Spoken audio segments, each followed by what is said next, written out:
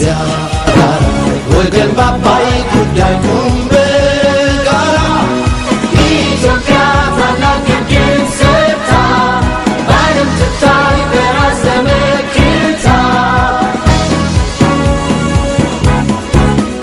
ይቻላል ትላለች ኢትዮጵያ እንንቃላት እኛም በዚያ ሁሉም በየድርሻው ይሳተፍ ያገር የውጭውን ሰው biyyi keenya waan nan danda'a jettee kanaan booda pirojektii kamiin iyyuu hojjechuu akka isheen dandeessu hidhaa kan agarsiisedha.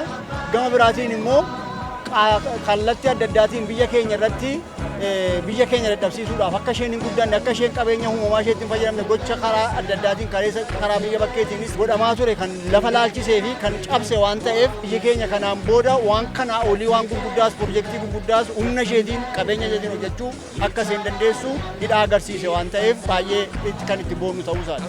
Hidhaa haaromsa guddichaa injifachuun keenya biyya keenyaaf dhaloota haaraadha.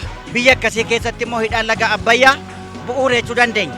Guddina keenya gara fuulduraatti akka biyyaattis dhaloota boriitiifis abdiidha waan jedhu.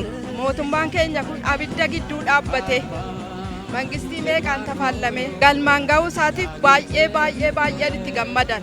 Mangistii 3 dabarseeran. Abiyyi garuu haati isaa utuu kudhan deessee natti.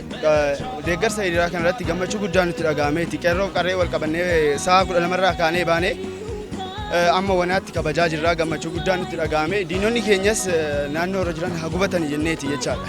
Naannoo adda addaatti deeggarsa Dr. Abiy Ahmed irratti hundoofnee deeggarsa hidha Abbayyaa kana amma dandeenyeen qaama dandeenyeen bira dhaabbataa jirra. Ammas taanaan gara fuulduraattis hiriira kana deeggarree tokkummaadhaan qabsoo keenya fuulduratti hiriirsuu qabna jechaadha. Galatoomaa. Mootummoonniif dhaloonni darban Abbayyaa misoomsuuf yaalanis dadhabanii Abbayyaaf sirbanii Abbayyaaf weeddisanii nagaa itti dhaamuun gaggeessaa turaniiru. Dhaloonni haaraan kuniif mootummaan jijjiiramaa keenya hawwii barootaaf abjuu abbootaa karooraa massakee hooggansa tarsiimaa kudhaamee dirree gamtoomeen baloonis dhaboota misoomaaf ijaaree hidha haaromsa guddicha Itoophiyaa xumuree